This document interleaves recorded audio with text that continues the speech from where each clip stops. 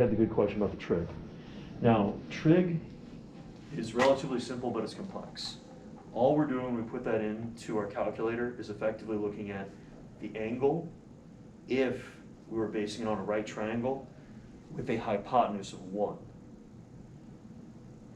Okay, so we have a circle. We then put our xy coordinates inside of it. Okay, so no matter what, we're always going to have this distance here is going to be 1.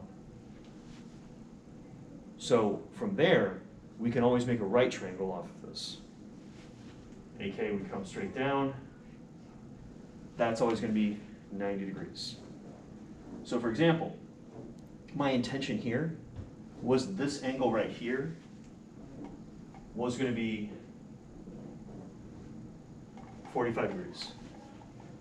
Now, you might have to think back to geometry. When we have a right triangle, both of these are going to be the same length, right? Okay? What's that length going to be? I mean, for the other angle? For the other side, degrees? so the side here and the side here. No, yeah, the other angle is going to be 45 degrees as well, but we're only interested in this one. 1? It's okay, it's okay. So remember, when it comes to a right triangle, okay, we've got A, we've got B, we've got C.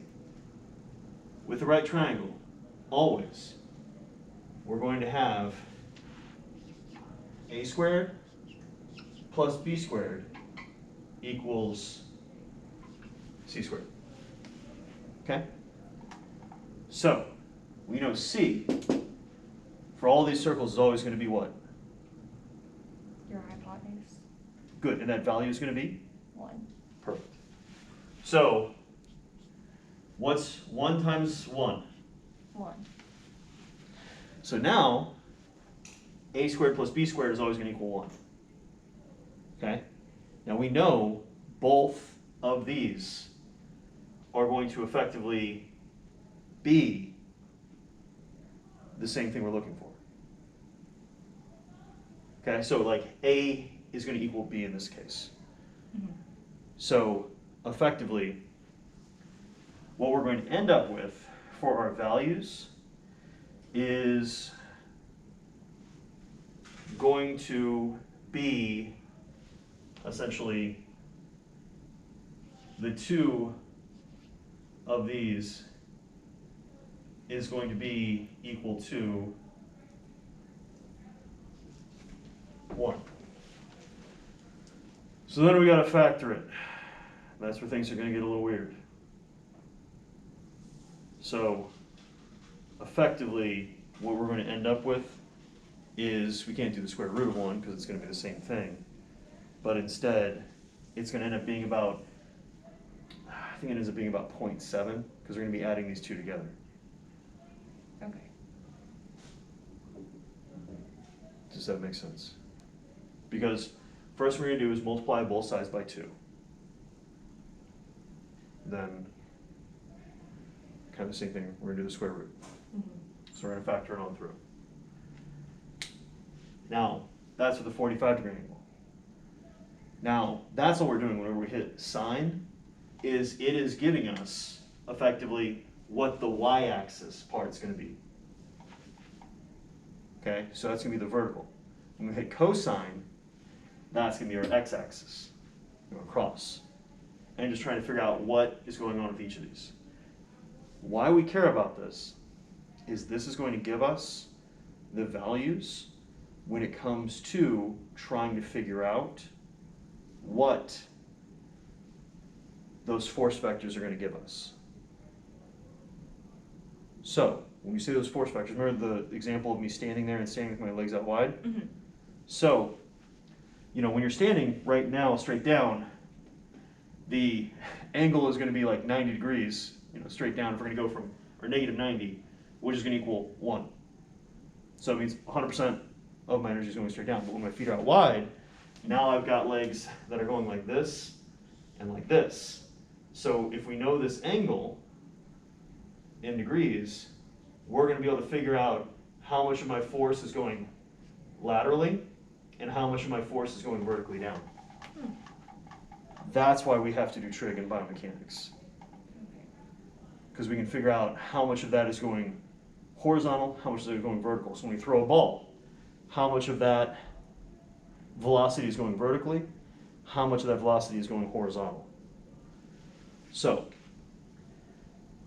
that was kind of the part in the math that was a little bit challenging, and that's okay. It's meant to be challenging.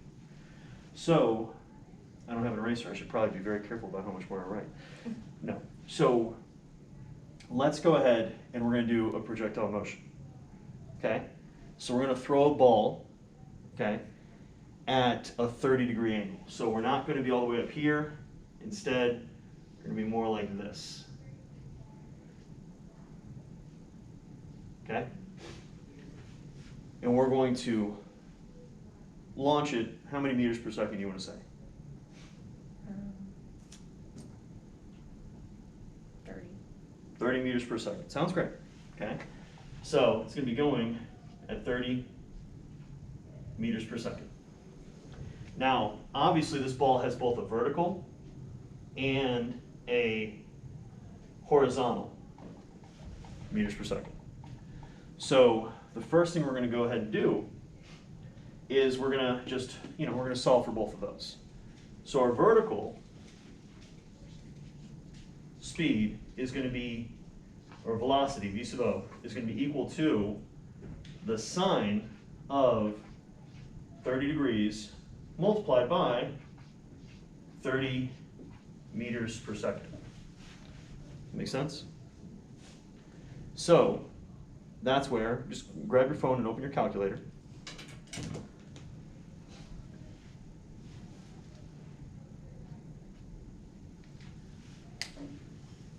Okay, so let's take a look and see how your phone opens up. Oh, no, you got it, perfect. Turn it sideways. Now you can see where you've got your sign. Pardon me, I'm not going to show this to the class, but, well, I'm not going to show you your phone exactly, but you guys can see how you're here. Turn it sideways, and then we have what we want. Now, the key thing we need to also make sure is whenever we do this, notice it's in radians, we want to switch it over to degrees. You see it up in the corner, okay? So right now you're in degrees. If you see that there, your radians, you're going to get really wild numbers. It's not going to make any sense. So first thing you do is punch in 30, and then hit the sin button. 0.5. Does that make sense? Mm-hmm. So if we take 0.5 and multiply that by 30, what's our vertical velocity? 0.5. 0.5 times 30. Times 30. Oh, sorry. No, you got it. It's okay. 15. 15, okay? So our vertical velocity is 15 meters per second. So in order to get our horizontal, we are going to do the cosine COS of 30 degrees times 30 meters per second. So same thing you're going to go ahead and go through. Make sure you clear out the thing you were looking at. What is your cosine of 30 degrees? 0.866. Yeah, it gets weird. Yeah, there's a... That's why we use the calculators, and I just kind of gave the basic one kind of walkthrough. So cosine of 30 degrees is 0.866. So 0.866 times 30, I'm not going to try to do that in my head. 25.98. 25.98. So now, if we want to figure out how far it's gone, there's our formula. If we want to figure out how fast it's going, there's our formula. So let's start off. We could do the easy one, okay?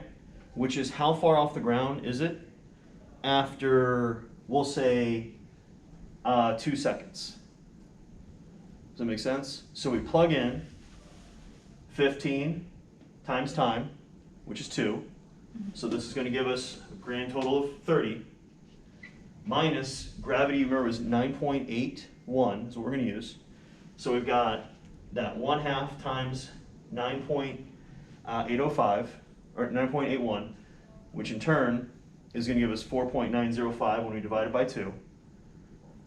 And then time is 2 seconds, so 2 squared is? 4. So then we have 4 times 4.905. Mm-hmm. So this math is a lot of fun. So we end up with about with 19.62. Make sense? 19.62 is what we're subtracting off of it.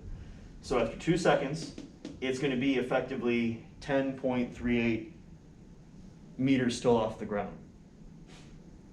Now at 3 seconds, we're going to think back to the class example, it's going to be through the ground. It's going to be at a negative height from where it initially was released. Now, if we wanted to figure out the height, the point at which it hits the ground, that's when we're gonna, that's where you see on the slides for the equations, we've got the quadratic equation. That's where we'd feed this into the quadratic equation. So in the quadratic equation, our A term would be our acceleration times the 1/2. So it would be, our A term for the quadratic equation would be a negative 4.905. Make sense? Because that's the A, it's where A, times x squared plus or minus the B term times x plus or minus C. The basic, you can't factor any further than that. That's when you do the quadratic equation.